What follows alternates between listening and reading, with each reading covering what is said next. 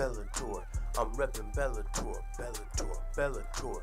I'm reppin' Bellator, Bellator, Bellator. I'm reppin' Bellator, Bellator, Bellator. I'm reppin' Bellator. Look, Dana White, time to fight. You said some shit that I ain't like about Bellator, so now it's time to back it up. Now grab the mic. You slap the fighters with the Reebok deal and treat them like some fools. I ask the fighters how the people feel, so people think I'm cool. Yeah, Scott Coker, baby, you ain't fucking with us. I'm like a stockbroker, baby, and I'm running it up. Go get your pot holders, baby. I'm like the oven to touch. And you can get Conor or Tony, Dana my Chandler, fucking him up. Whoa, whoa there, Scott. Whoa, what the fuck? Maybe when you smoke your pot, you shouldn't smoke so much. Because I know that you're high. Michael Chandler would die against Conor or Tony. Homie, so don't even try. Now, should I keep it with you, or should I get on your roster? Even Jimmy Smith is just a roster imposter. You got James Gallagher, he just wanna be Conor. You got Rory McDonald only cause we didn't want him. You see, Scott Coker, me and you, we are not kosher. You're not a stockbroker, boy, you're a stockholder. What the fuck were you thinking, sending that shitty diss my way? You need to think before you diss. While you're at it, take these flyways.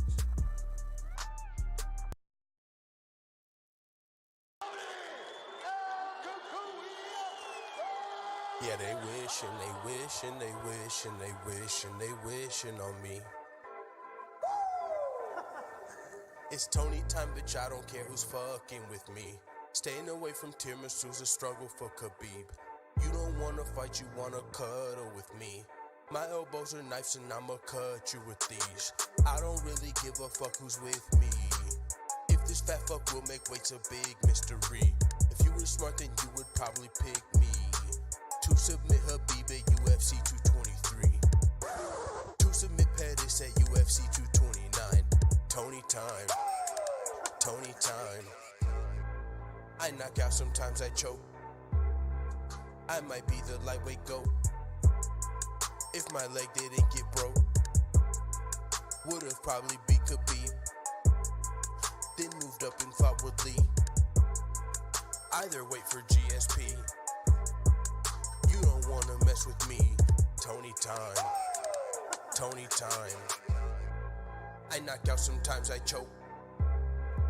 I might be the lightweight GOAT. If my leg didn't get broke. Prince the producer. Dana just replied to my text last night. I sent him one and I asked who's next. He told me Jose, so I told him no sweat. I'ma fold him like a taco, I'ma beat him half to death. It's Sean O'Malley, bitch. Don't let these looks fool you, I'm always down to kick ass. And no, I'm not a racist, but I'll pound a spick fast. If you get up in my way, you're my route to the cash. I apologize, cause y'all sensitive as fuck. I know y'all gon' cry, but I'm a little drunk and I'm always high. I've been smoking on some skunk, sipping on some wine. Welcome to the Sugar Show, sweeter than a motherfucking Tootsie Roll. If you didn't know, then you wouldn't know. At UFC 229, I'm sending shots like a scared white man at a black with a hoodie on. And my bitch got a booty going, got my woody on. Made it hard to even make it through the song, but I had to cause I had to do you wrong. Had to let the world know I'm about to smoke you like I do a bone, motherfucker.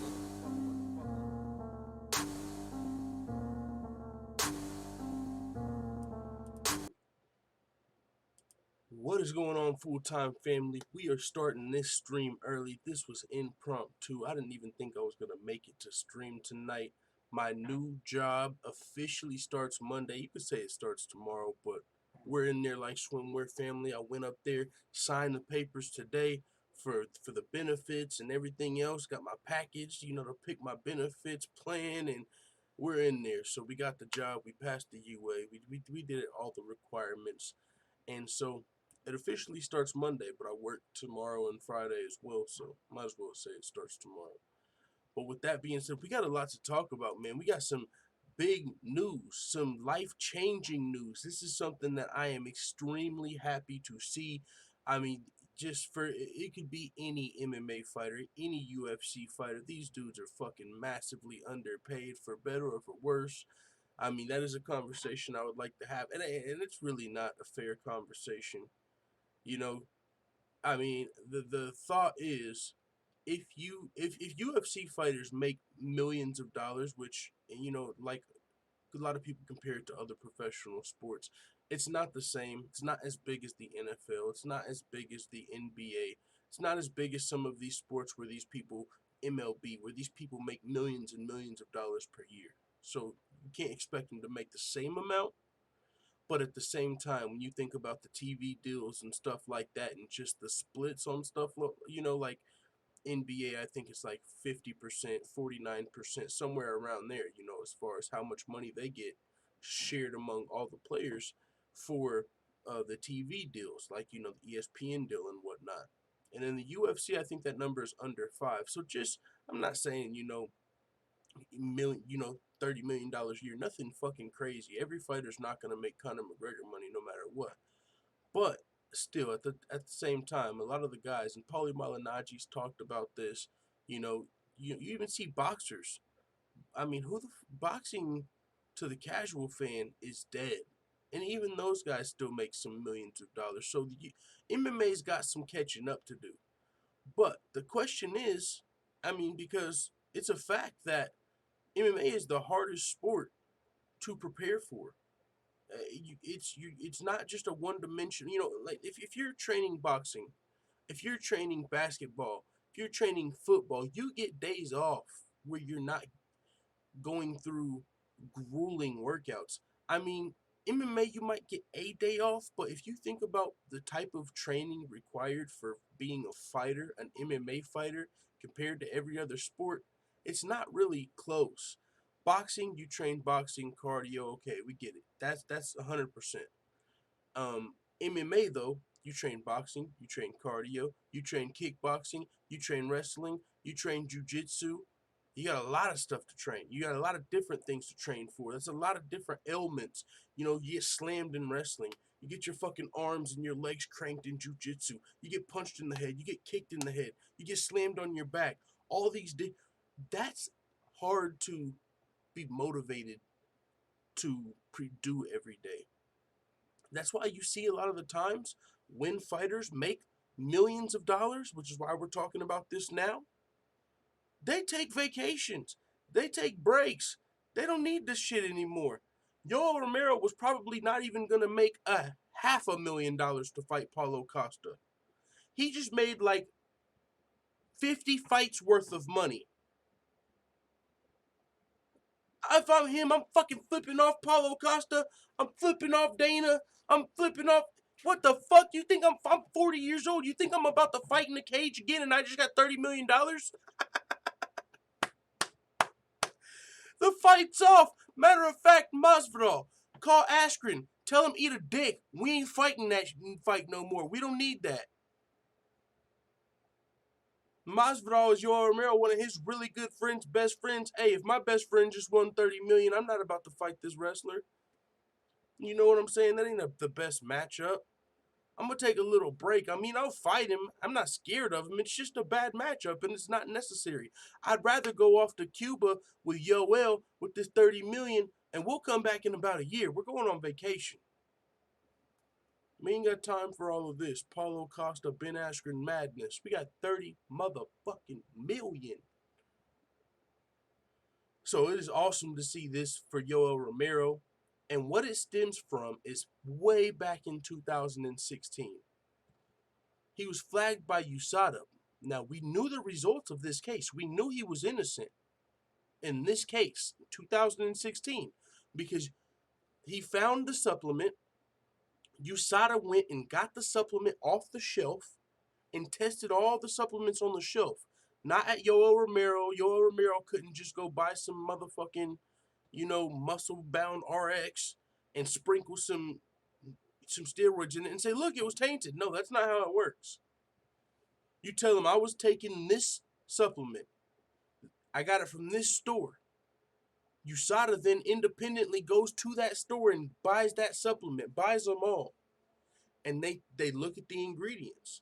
So let's say we'll just use EPO because it's popular and casual fit. People can understand that. It's a performance-enhancing drug, right? Even though clearly it wouldn't work like this. So let's just use EPO because that's a popular something, a performance-enhancing drug. So on the ingredients, it doesn't have that listed. So when USADA goes to test it and they find what you popped for in that supplement, but it's not listed on the ingredients, that company gets in trouble. Because now that company just got a professional athlete flagged, career put on hold, loss of wages, reputation tarnished, all of that. Emotional distress. And this is what I'm talking. People, some people feel some type of way. They think it's, I don't know what, fucking cowardice. I don't know what you think it is. If somebody is in a lawsuit and they kind of play it up to get more money, that's just how the game goes. My neck, my back. That's what we were talking about with the whole Conor McGregor deal. Whenever Conor threw that fucking dolly acting like a madman, that's what people... You can sue Conor now. He's a millionaire. And the amount of money is insane if you think about it. Now, this is how they break it down. $27.45 million. It says $3 million for lost wages, $3 million for reputable harm, $3 million for emotional damage. That emotional damage is a killer. Do you guys think motherfucking Yoel Romero is emotionally damaged? It sounds good. Come on, man. But it don't matter. It's good. I'm happy for him. And $3 million for loss of wages. Now, if you think about loss of wages for a fighter, like Yoel Romero, right? He might make $200,000 per fight. That loss of wages really doesn't add up. But now if you think about it like this, well, he could have won the title. And if he won the title, he would have been fighting for millions. And so therefore, they potentially costed him millions of dollars. And then since it was in the state of New Jersey, it gets multiplied 3 times for the Consumer Fraud Act. So he really won $9 million, but that gets multiplied 3 times since it was in New Jersey. Whoo, coming out clean. Yoel Romero said, God is always good. See you soon, boy. Thank you. Yeah, man, I wouldn't even blame Yoel Romero if he immediately retired. I mean, this is more money than, this is more money than McGregor makes in a fight. I mean, maybe not his most recent ones with Mayweather, but this is a lot of fucking money. Like, and you're 40 years old already. He was already in a good place in his career. He already had a couple title fights. I mean, this is awesome. And so, with that being said, I'm not gonna lie, man. It would put you in bad standing with the UFC. But if I'm Masvidal, I'm taking a fucking vacation. Guess what? Robbie Lawler's fight fell through. He still wants to fight Ben Askren. I'll solve that problem for you. I'm going with Yoel to Cuba. We're gonna we're gonna chill for about a cool year. I'll come back after that, and let's put Robbie Lawler back in there with Askren. But that might piss off the UFC if you're Masvidal and you make that move. So either way, man, that's a lot of money. So that is fucking awesome to see for any UFC fighter. More breaking news that is, it's, if you've been keeping up with the MMA headlines and the news, I mean, you've seen this hinted at, but I honestly didn't know if it was official. I didn't know if Uriah Faber was kind of just teasing the fact that he was going to get back into the UFC and fight at UFC Sacremento, because that is a big card. Sacramento, I mean, that's where Uriah Faber fights out of. So that would be a huge card for him to fight at, just being in Sacramento, just the location. But I kind of thought he was just teasing it, like, kind of just teasing it. I might come back. He did a grappling match. I think he lost to Gary Tonin, if I'm not mistaken. But he's actually back. He's returning to fight Ricky Simone at UFC Sacramento. He is in the Hall of Fame. Once he retired, he became a UFC Hall of Famer. So now he's officially an unretired Hall of Famer. This is a huge opportunity for Ricky Simone. You're fighting a guy that is already in the Hall of Fame. Ricky Simone's a pretty talented wrestler too, so it'll be an interesting match. Man, makes you wonder. Bisping, could he unretire? Maybe. I don't know. Hall of Famers, retired, come back. Maybe not, though. I think he's already, you know, for medical reasons, he's good. You know, he's doing well outside of the octagon anyways, but makes you wonder. Uriah Faber, though, he's coming back. One thing I did think of was I didn't hear the news that he was back in the USADA testing pool, so I'm sure he was behind the scenes or whatever, but I think you got to be in the USADA testing pool for 4 months before you can officially fight, so he's coming back, UFC Sacremento, and I believe the main event for that was supposed to be, who was it? Aspen Ladd and who's Aspen Ladd supposed to be fighting coming up? Jermaine Durandamy. UFC targeting Jermaine Durandamy for and Aspen Ladd for Sacramento main event. That's not going to be the main event over Uriah Faber, the Hall of Famer. I can tell you that much right now. But that is a good fight between two top-ranked women's bantamweights. Jermaine Durandamy used to fight at featherweight. Of course, we know how that played out. She was the very first featherweight champion, won the belt from Holly Holm. She ultimately ducked the fade from Chris Cyborg, was stripped of her title. Now she's moved back down to 135 pounds. She's going to be taking on one of the most talented prospects in the UFC's bantamweight division. Aspen Ladd almost isn't even a prospect because she's really better than a lot of the girls in the division. I'm not sure if she's ready for the top 2, top 1, but boy, she's fucking close. She's just a little young. I think she's just a little green, but she's almost there, man. She's almost there. And you can tell the UFC believes in her as well. They booked her to fight Holly Holm. That fell through. Now she's getting to fight against former champ Jermaine Durandamy. So clearly the UFC feels strongly about Aspen Ladd to be giving her these big fights. But we'll see if she's ready for a former champion or championship caliber fighter. UFC champion. Let's pull up the chat, though. Give some shout outs to the people that are already in the building. Lolita Davidich, No Filter MMA. The champ is here. Unemployed Mario Yamasaki. What's up, full time? What's going on? Jay Skillz says, you kind of low volume. Let me fix that. Hopefully, it hasn't been too low. That's this damn computer. It just automatically lowers your volume on you. Wow. Holy shit, dude. That fucking volume was low. I apologize, guys, for that low volume. That's this computer. It automatically does that. I don't lower it. It's just one of the bugs with the computer. Like, I've looked it up. People who bought this computer have the exact same issue. So, it's weird. So apologize for the volume there. Hopefully you guys got to hear all of that. The Yoel Romero, the Uriah Faber news. Jermaine Durandamy versus Aspen Ladd. Dennis Espinosa says, anytime, all the time, your time, my time, no part time, but every time it's the time for full time. Yo, I like it. Jay Skill says O'Malley should sue. He definitely should sue, man. And I was on his Twitch like before we went live. Let me see if he's still live, man. Actually, you know what? I'm going to tell him that in the next time we talk.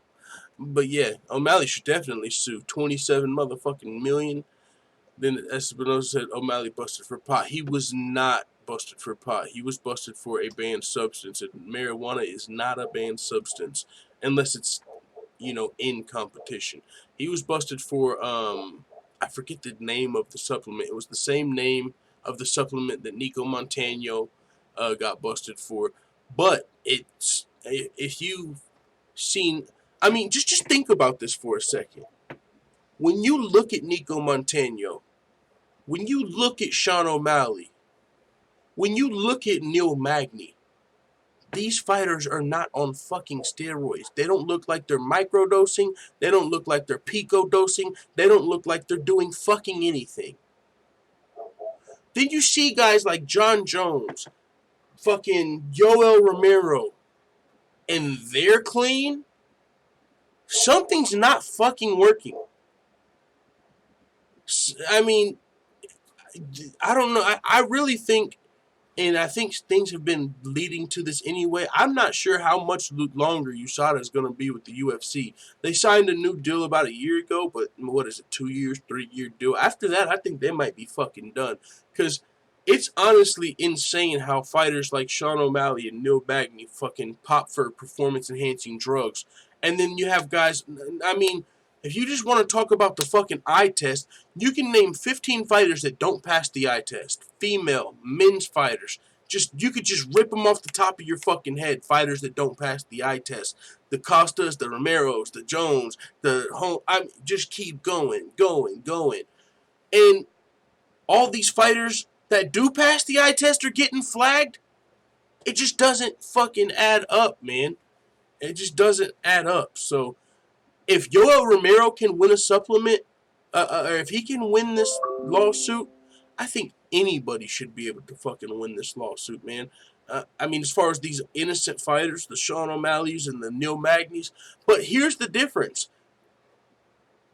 Yoel Romero was actually able to find the exact supplement, and they were able to find that supplement on the shelf. These fighters haven't been able to locate the supplement. They've sent some stuff like Sean O'Malley thought it might be the caffeine pills he was taking, because Jeff Novitzky told him, yeah, a lot of fighters, we found out it was because they were taking caffeine pills. That's why they popped for this. So we thought, he thought he had it figured out. Oh, it must be these caffeine pills. Well, they tested the caffeine pills and they didn't come back dirty. So it's just happening to a lot of fighters that I really believe are innocent. I do not believe No Magny's a cheater. I do not believe Sean O'Malley was fucking cheating. Even Nico Montano, I know they had tough fights coming up, but they don't look like people that would cheat. They've never had that in their past. They passed the eye test, and you have the opposite going on. You've literally got guys in championship fights not getting tested for fucking EPO until way after the fact. It's insane what's this whole UFC doping stuff, man. I don't understand it. Lolita David says pot should not be on the banned substance list, but it's illegal, so it is. It's only banned. You can smoke weed in the UFC. A lot of UFC fighters smoke weed, and there's nothing wrong with that. Only if you smoke 24 hours before or 24 hours out of competition. That's when you fail your test for marijuana. That's the only way. That's more money than 98% of the roster in the UFC makes in a career. 100%. That's probably more than some champions made throughout their entire career. I mean, you could find the greats and some of the best sellers. I mean, add up all of John Jones. I mean, some of these guys have had really good sponsorships for a long time, so that'll help them out. But if you're just talking about UFC purses, that's for sure more than a lot of fighters have made through their entire career.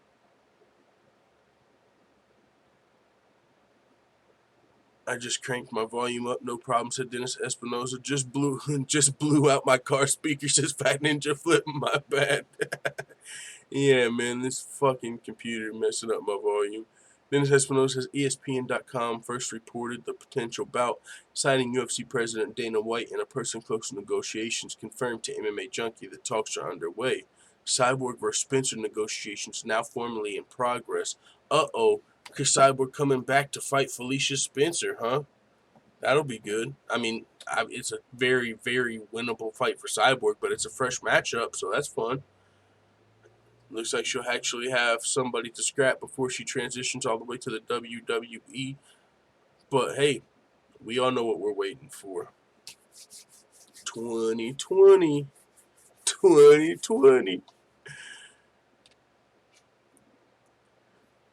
Sean is skinny as fuck. Jones has failed every kind of test, even math, says Fat Ninja Flip.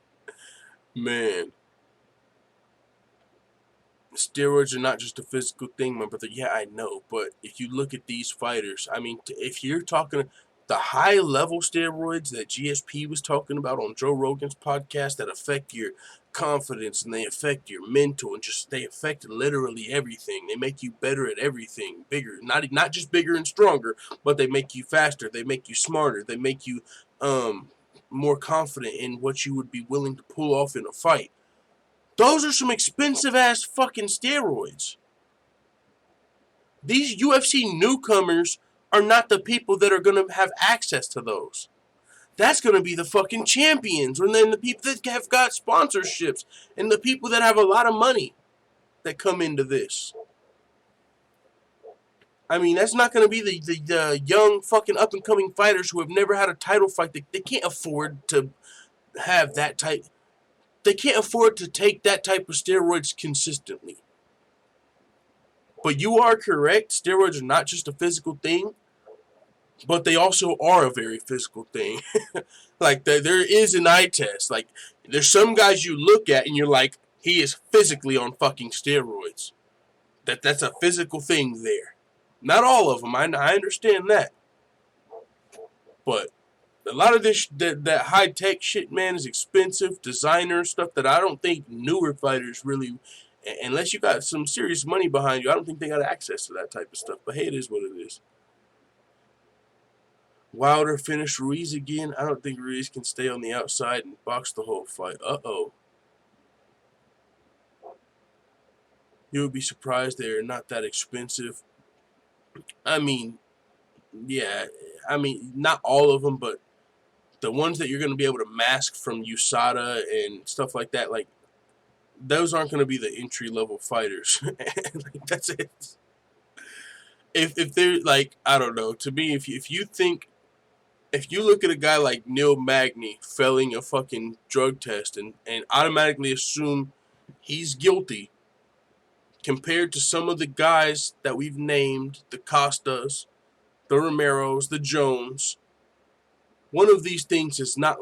If you think Neil Magny is on some super fucking mind steroids and these other guys are clean, I think you're fucking crazy. Neil Magny's in there fucking like... fucking professor, you know, you just got mind. You're just, I'm way smarter than you. Like, if you're gonna take those steroids for your mind, why wouldn't you get bigger? Why wouldn't you want to be stronger? Like, I just want to be smarter in there, but I still don't want to be able to defend a takedown. It just don't, you know what I mean? That don't add up. Bob Cratchit says, you're saying it's not natural for 40-year-olds to walk around ripped like a shaved razorback? I mean, I don't know. Some people would say it is, you know, and Neil Magny's on the mind steroids. Neil Magny's on the mind steroids, and, you know, Yoel Romero's just got the genetics. And Yoel Romero, to be fair, I'm sure he's got great genetics.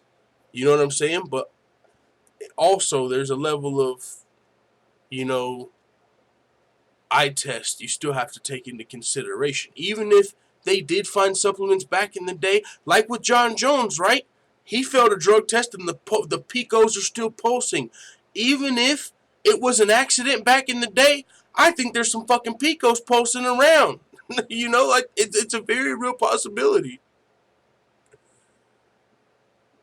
It's a stigma. You're going by looks. The average working guy could purchase. You just need the right plug. Yeah, 100%. No, yeah, the average working guy, I mean, but UFC fighters a lot of the time, and like I said, unless they have money, newer level, entry level UFC fighters, they don't have, I don't think a lot of them can afford it now, unless you got teammates. A lot of people have teammates, right? Like, I don't want to have this conversation because you start bringing up certain fighters, and if they haven't failed a drug test, you know, it's like bringing up steroid accusations, with this conversation. But if your teammate, yeah, you could have the right plug and you could be plugged into the game, but that's beside the point. Are you telling me you think Sean O'Malley and fucking Neil Magny and Nico Montano are on the mind steroids and they wouldn't decide to get bigger and stronger? Like, I just want to be fucking more confident in my fights. I don't want to be bigger and stronger. Yeah, that helps you, but if you're going to fucking cheat one way, why wouldn't you cheat why wouldn't you beef up? Why wouldn't you want to be better at weight cutting, have better cardio? Why wouldn't you do everything? Why would you just stop at the fucking mind steroids?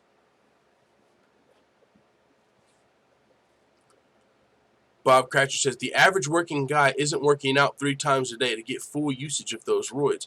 Yeah, the average working guy is not working out 3 times a day and also isn't a professional fighter. The average working guy is definitely not a UFC fighter, an entry level, even a professional fighter. Now, there are some guys that are fighters that have jobs and full-time jobs, but I mean, you got to think. You got to pay for a lot of shit. Your classes, a lot of the times, for each individual training session. I mean, unless you have good sponsors, which you usually don't at entry level, and that's what we've been talking about this whole time. When you first get into the game and you're on these regional scenes, you don't even have sponsors yet, that are really able to pay for shit. I mean, when you first get into the UFC, and especially with the new Reebok deal, so once you get big enough on the regional scene to get some sponsors and you get to the UFC, then you lose all your sponsors because now you got the Reebok deal. I just thought about that. So, I mean, now, some people pointed out TJ Dillashaw even before he was the champion. They said he had like a fucking NSX or some shit, some really expensive car. There's some people that have a little bit of money in their background or teammates, you know what I'm saying, that or a plug that's in their camp that maybe they can even get it for cheaper. I'm not saying every single newcomer is innocent by any means, but I'm just saying, who's more likely to be on something? Sean O'Malley, Neil Magny, or Paulo Costa, Yoel Romero, John Jones? Because 3 of those guys are fighting, and 2 of them are suspended right now. Well, not right now. Sean O'Malley, he's going to be coming back to fight soon. But either way, we got a few more things to talk about. Mayweather CEO responds to Conor McGregor wanting a rematch. He's always welcome to that ass whooping.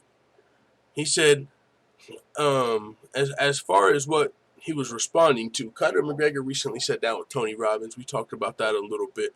But he was saying that he feels like he was winning the early rounds. We all know Conor McGregor, even when he talked about the Khabib fight and the brawl afterward, he thought he was winning that. He thought he won the brawl. I mean, he thought he came out in the end. Like, he lost the fight, but he won the war that night. He thought Khabib was running away from him when he went to flying eagle kick Dylan Dennis. Conor McGregor is a little delusional that he's in denial. I think that's denial, delusional. Pick your fucking D. Conor McGregor is one or both. But he also spoke about the Floyd Mayweather fight. He feels like he was winning that, even though Floyd Mayweather has since said, man, I fucking carried him. We had to put on a show. I let him hit me a couple times. Now, but in Conor McGregor's mind, right, he's not going to buy that. You weren't letting me, man. I was getting you. You know what I'm saying? So Conor feels like he was actually winning some early rounds. And, of course, being a huge money fight, a big payday, big money opportunity, it's something Conor would be willing to do again. And being an easy payday for Floyd Mayweather, it's of course something that he would also be willing to do again. So when speaking with Floyd Mayweather's manager, TMZ told them about Conor McGregor's request for the rematch. He said, it's interesting. I hadn't heard about it, but Conor McGregor knows he's always welcome to that ass whooping. I've got the utmost respect for Conor. Dana and those guys, if Conor McGregor wants some of that smoke again, he knows what he's got to do. He knows what he's got to do. All he's got to do is call Dana. That's what he's got to do. I can't speak for Floyd, but I'll tell you what. Conor McGregor, if he wants that ass whooping again, I'm sure Floyd would oblige to that. I mean, not much to see there. Big paydays for both of those guys. Can Conor beat Floyd? How about you win a UFC fight, my man? You should. I don't want to see Conor versus Floyd. I don't want to see Conor versus Khabib. I want to see Conor getting a W. That's it. I mean, at this point, give the man a UFC fucking newcomer. Because everybody you can throw at Conor McGregor is a fucking killer, and he needs a win. Donald Cerrone, tough fight. Every single person. Dustin Poirier, tough fight. Justin Gaethje, tough fight. Conor needs a win. You can't guarantee he beats any of those guys. So, that's what I want to see from Conor McGregor. Harvey Weinstein in the building. What's going on, brother? Dennis Espinosa says McGregor eating 2 mini psychedelic potatoes. Conor versus Rose. He has a chance then. Damn, I don't know. I'll give Rose a chance at this point. She's got some good jiu-jitsu. Shit. I mean, I don't know where. That's what money can do to you, man. That's what I'm saying, bro. I would be surprised now. I mean, if Paulo Costa versus Yoel Romero already was a fight that was hard to book, hard to make happen. I mean, either one of these guys could fucking fail, a test, and Paulo Costa recently did, but he's using the substantial assistance John Jones snitching clause, so he's gonna get to come back earlier. But now we got $7 million or $27 million in between that fight. I don't think it's gonna happen. Harvey Weinstein says they won't give Conor a third fighter. He's too expensive to float a weak-ranked fighter for him. I mean, shoot, they did it for Floyd. Fuck that. Conor versus CM Punk. Book it. It's gonna sell. It's gonna sell. It's gonna be a shit show, but it's gonna be a W. CM Punk, 165. Conor McGregor, CM Punk. I'm fucking watching it. Maybe at least Conor can get a knockout. Once he gets a knockout, we at least see he can still win a UFC fight. And we just need to see that.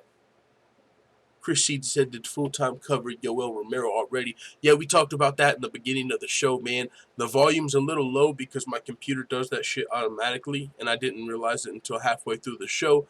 But if you want to hear my take on that, man, it's at the beginning of the show. We talked about it quite a bit, but you'll probably have to turn your volume up. Uriah Faber felony rematch. Why not? Yo, that was so fucking epic, bro. Felony went and called out Uriah, at some local event. I remember watching that live, man. That would be a fun fight. Felony definitely needs it as well. Let's move on, though. We got some more to talk about. Max Holloway still in the mix at lightweight. Max Holloway just being a fighter's fighter. Anyone, anywhere, any place. It is what it is. Of course, he's still in the mix at lightweight. We know he's a bigger featherweight, but the tip he's on is he said, birds fly, fishes swim, I fight. It ain't nothing. You send me a contract with Daniel Cormier's name on top tomorrow, and you know I'm signing it. DC, I love you, my man, but I'm a fighter. It is what it is. This is a bump in the road, and I can't wait to get back. 55 is still there. 55, there's still a lot of challenges. When I lost to Dustin the first time at 45, the ladder was so long to the belt. But the 55 ladder is right there.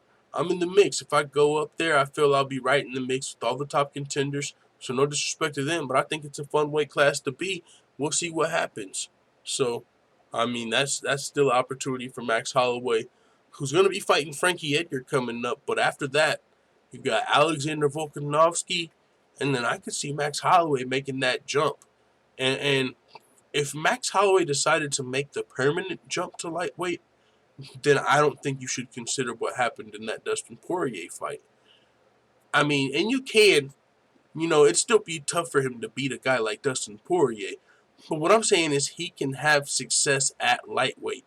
Max Holloway can do good at 155 pounds if he decides to make that move permanently, put on a little bit more muscle to the point to where I probably can't make 145 anymore.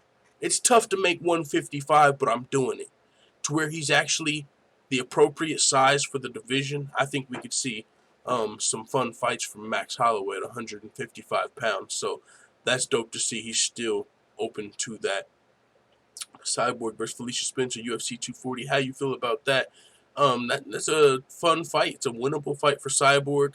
Felicia Spencer, I don't think she's got much of a chance to win that fight. It's another one of those feeder matches for Cyborg, but there's just really nobody else for her to fight. So it's good that she's at least got another fight in the UFC, so she doesn't have to go to the WWE this soon. Because that's been one of the things with Cyborg. We haven't had any legit featherweights. There's really been nobody for her to fight. So now she's got a fight. It's a winnable fight. She can get back on the winning track. But I'm telling you right now, you're going to need to fight girls better than Felicia Spencer if you're going to be dealing with Kayla Harrison in 2020. Because the Harrison haters, man, I'm just, at this point, I don't even understand it.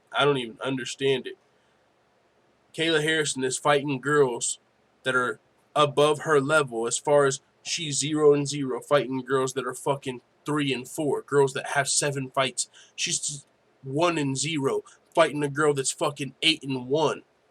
Chris Cyborg is amazing, but that's been the story of her career. They couldn't find anybody to fight her, so she's usually fighting girls that are not on her level. And that's happening here, you know what I'm saying?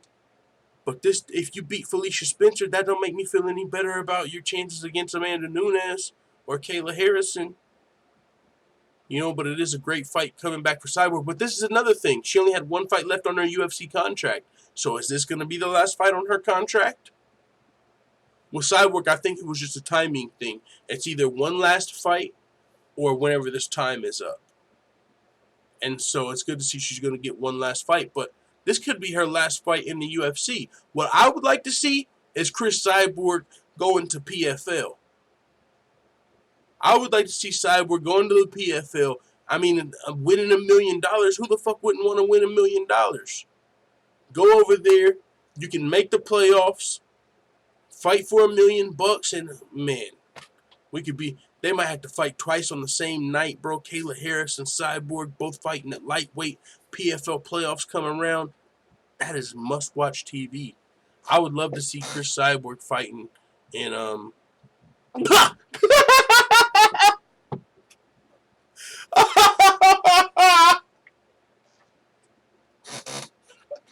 Sorry, guys. I just looked at the chat and Dennis Espinosa said that Kaufman beats Harrison. Oh, shit. Oh, guys. I've had my comedy for the night. Where was I? I would really love to see... I would really love to see Chris Cyborg fighting in PFL, man. There's some girls for her to fight that are her size. She can fight girls that are her size instead of bantamweights. And ultimately, she can meet up with the motherfucking future. Kayla Harrison, two-time Olympic judo gold medalist. Not bronze. Fuck you talking about? But yeah, so dope to see Cyborg getting another fight, but I don't think Felicia Spencer has much of a chance. Moving on. Ally Quinta detailing his ass whipping from Donald Cerrone. Donald Cerrone took Ally Quinta to an old town road and beat his motherfucking ass. This is the details Ally Quinta revealed. He said, I broke my nose, I fractured my right orbital bone, and had some deep bruising on my right legs because of those kicks. The bruising from the kicks was brutal. I finally just started to be able to move around. I think it took its toll. That won't happen again. That's for sure. I tell you what, Ally Quinta's a real estate agent. He don't need this shit. And what that means is he's about to not be, you know, you got really fun fighters, guys like Donald Cerrone, Justin Gaethje, Edson Barboza, Tony Ferguson, Anthony Pettis, guys that just fucking love to get in there and be in that firefight, and they like to taste their own fucking blood in exchange, and that's when they really get into it. Ally Quinta's not that fucking dude. He's trying to hit and not get hit. He'd love to knock you out, but he's not trying to get a broken nose. He don't want a broken orbital. He don't want to do that.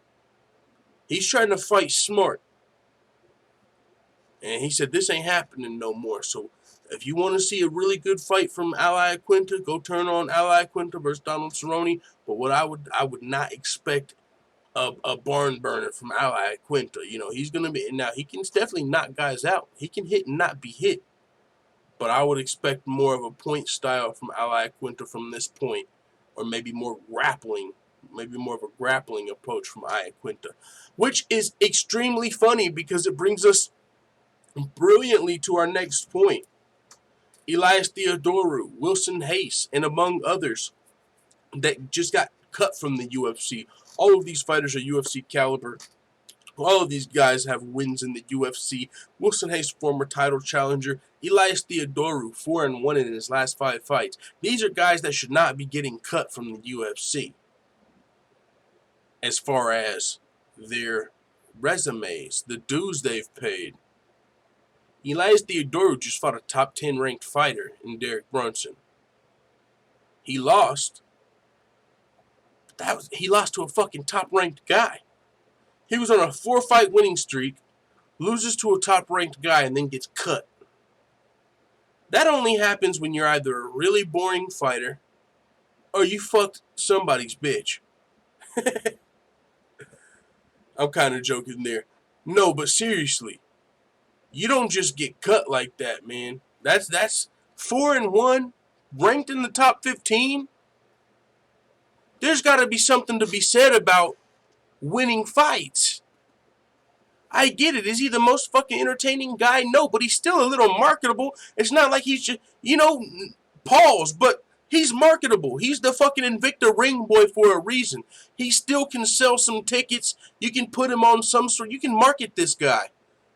It's going to be hard to market his fights, but he can at least bring people, He's not some fucking lumberjack-looking fucking dude that looks, like unmarketable, and he has boring fights. And he was just riding a 4-fight winning streak in the UFC.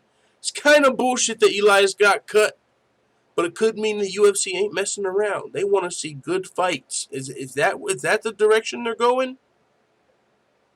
Are they going to cut every boring fighter? Derek Lewis versus Ngannou happens. You guys got one more fight. That shit happens again. You're out of here. Bellator snatch these guys up. If I'm fucking Bellator, I'm calling Elias Theodorou. What are you talking about? The fuck? Oh, you're just going to give us a free fighter that had 4 wins in the UFC? This is awesome. If I'm one championship, I'm calling up Elias. What the fuck was the UFC thinking? We'll sign you. Come on over. I mean, and this transitions so nicely from the last topic because Ally Aquinta, he said he's not doing that anymore. He don't plan on taking that much more damage. He don't want to get his orbital bone broken, his nose broken. And usually that means you're going to be a little more tactical, a little more smart in your approach, trying to take less damage. Hit and not get hit, which is boring. But you can get cut for being boring. So, either you better have good relationships with the UFC or be a really entertaining fighter. That seems like your options. Or you can go to Bellator or One Championship or LFA, fight for the million. I mean, Elias Theodorou could go to the fucking LFA and fight for $1 million. This is your loss, UFC. You can't expect every fucking fighter to be Justin Gaethje. There's going to be some Floyd Mayweather-esque fighters. But hey, this is entertainment, and maybe he wasn't doing his job of entertaining. John Lineker to the UFC. If you don't like me or my style, just let me go. And now this makes you wonder, what the fuck is the UFC looking for? John Lineker's not a point fighter. He don't get on his bike. He's not a guy known for winning decisions. This is Hands of Stone. He's bringing fucking hooks. He's bringing power. I mean, he's coming and we know what he's trying to do. He's trying to knock someone's fucking head off. He's not doing what Elias Theodorou is doing. He's trying to be active. He wants to fight 3 times a year. He wants to fight 4 times a year. And the UFC's only booked him twice. And so this is what John Lineker had to say. My last opponent fought 4 times in a year. He already has another fight. Sean likes him. I have fought only 4 times since 2016. I need to fight. If you don't like me or my style, just let me go. This is John Lineker, a guy that's been ranked in the top 5, top 10 for a long time.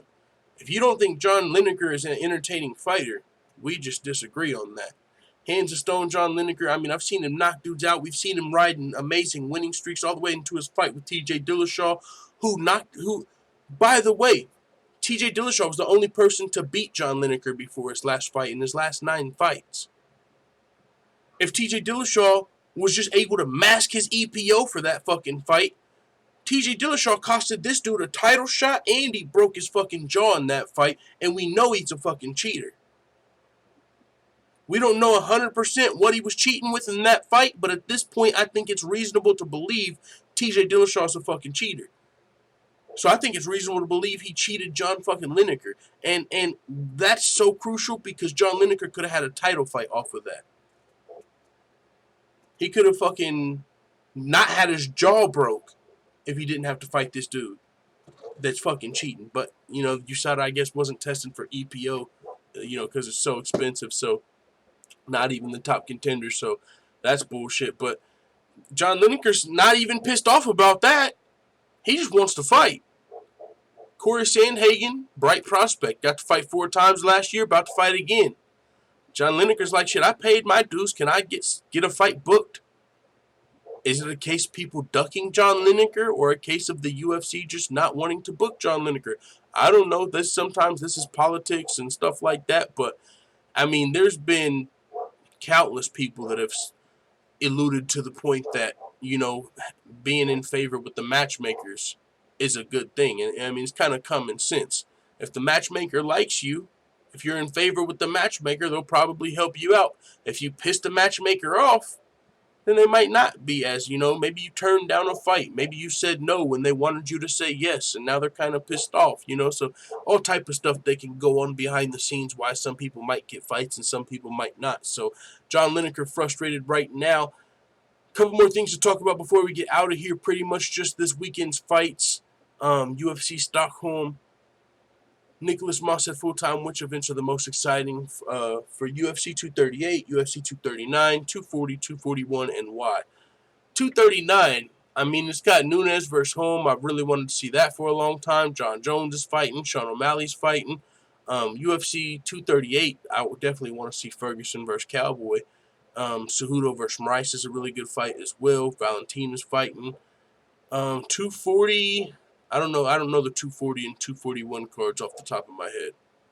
But 239 as of right now, that's going to be a really good fight card. Anthony Smith doesn't give a fuck about what happens against Alexander Gustafsson. I just need to destroy something. Let's fucking go! That's why I fucking love Anthony Smith, man. Even though I feel like he probably knows somebody that's probably extremely racist, I still love Anthony Smith, I don't judge people by who they fucking know. I do feel like somebody in Anthony Smith's immediate family probably has a swastika tattooed on him. But I still love Anthony Smith. A fighter's fucking fighter. Don't care about your size. Don't care about your weight. Don't care about the damage you could do to him. He don't care about breaking his fucking orbital bone. He don't care about his nose getting smashed. He don't give a fuck. He'll fight the best fighter in the division that fucking outweighs him, the GOAT, then everyone's counting him out against. He'll fight Alexander Gustafsson, the Mauler, in Sweden. He don't give a fuck. He literally doesn't, and not only does he not care who, what, when, or where, he don't care what happens. He said, I don't give a fuck what happens. I might get knocked out. I don't give a... What? I don't think I've heard anybody say something like this before, a fight an underdog that's got me this excited in a long time.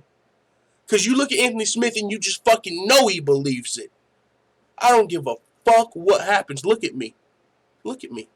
You're asking me about being the underdog in both my... I don't give a fuck what happens. I just need to destroy something. I believe it. I'm in.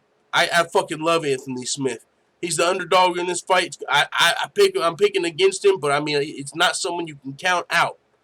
I'm giving a slight edge to Gustafsson, but I fucking love this dude, Anthony Smith, man. And this is the opposite of what we were talking about with that kind of ally Quinta earlier as far as the future. This ain't happening again. I'm not getting a broken orbital, broken nose. This ain't happening again. Anthony Smith don't give a fuck what happens. And this is why he gets main events and title fights and shit like that. And he gets booked in fights because I guarantee you he's never said no to the matchmaker one time in his life.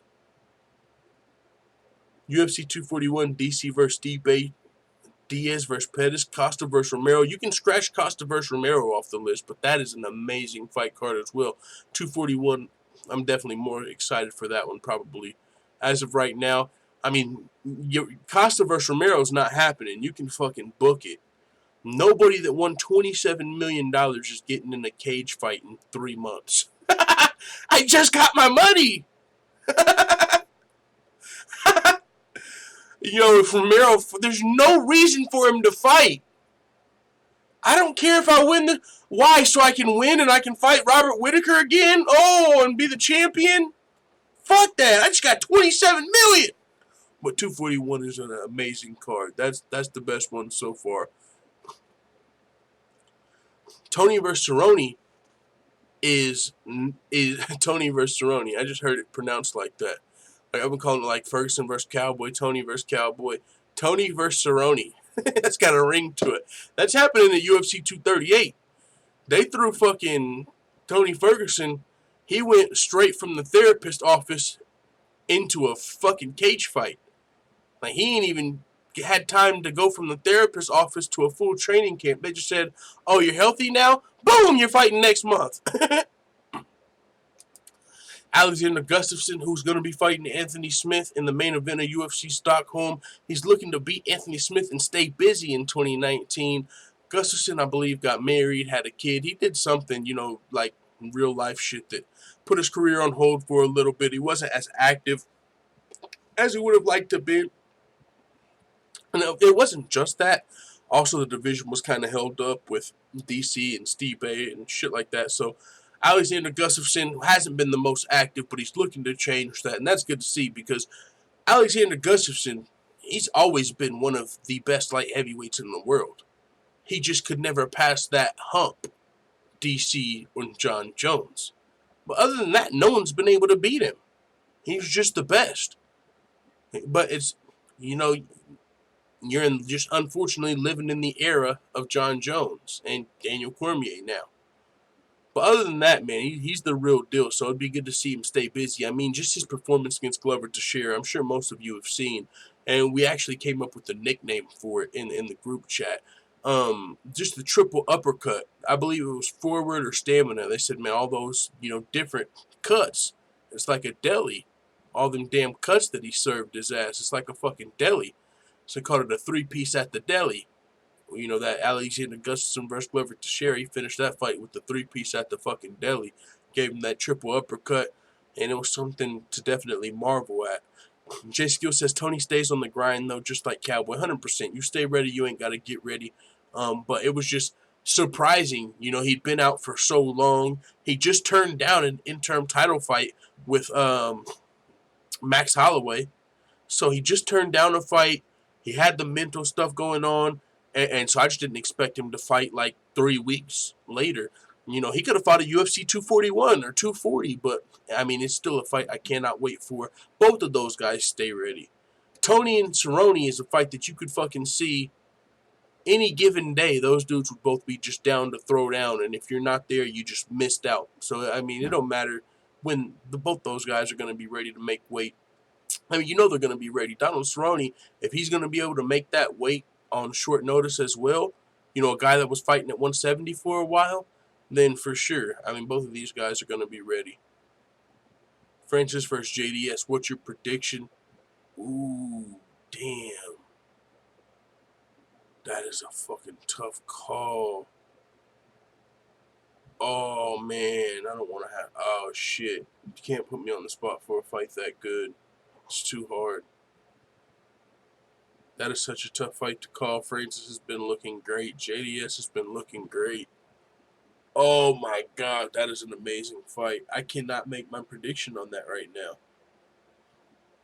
Wow, that is a fucking amazing fight. When is that one happening? What is that, UFC 240? Ngannou versus Dosa. That's one of the best light heavyweight fights that UFC could make.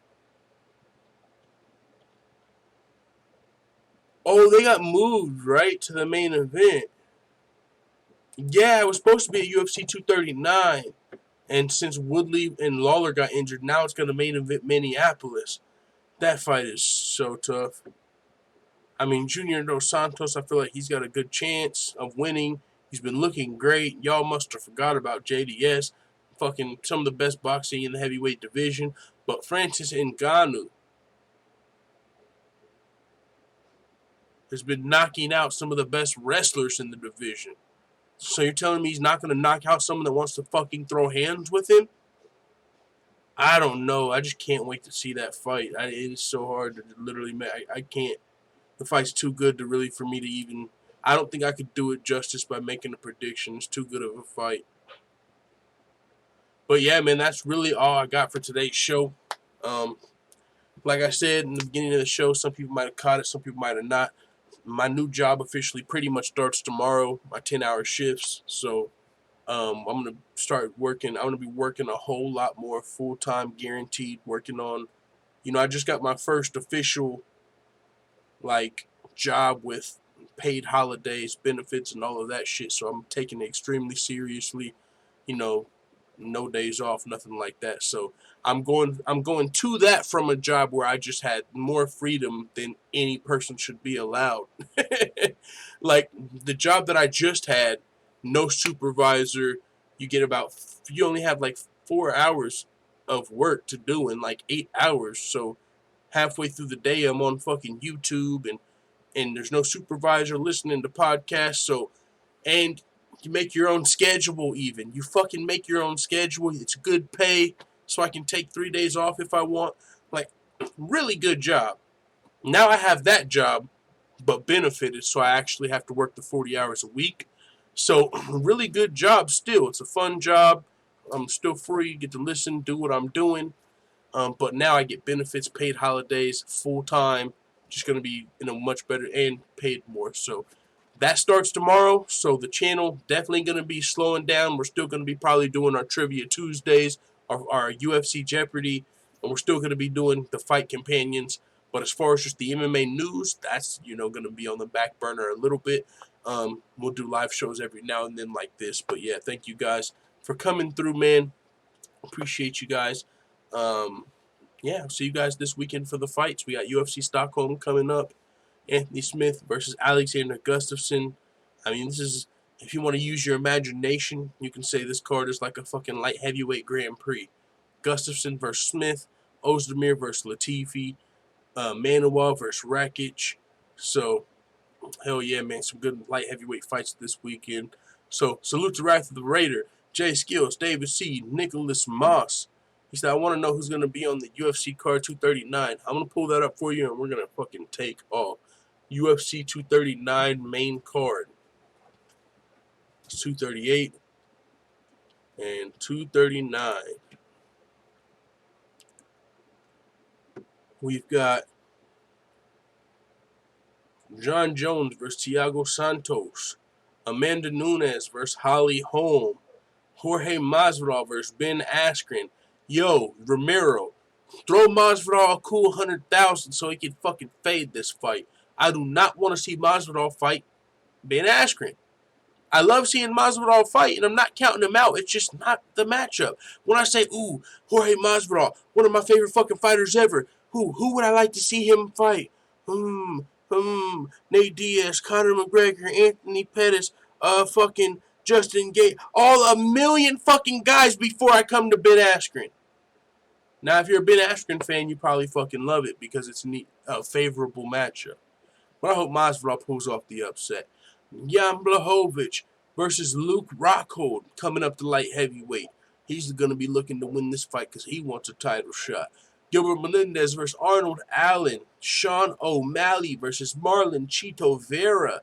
Let's fucking go. Edmund Shabazian versus Jack Marshman. Diego Sanchez versus Michael Chiesa. It's going to be fucking litty but giddy. With that being said, man, it is what it is. Let the full-time family know what you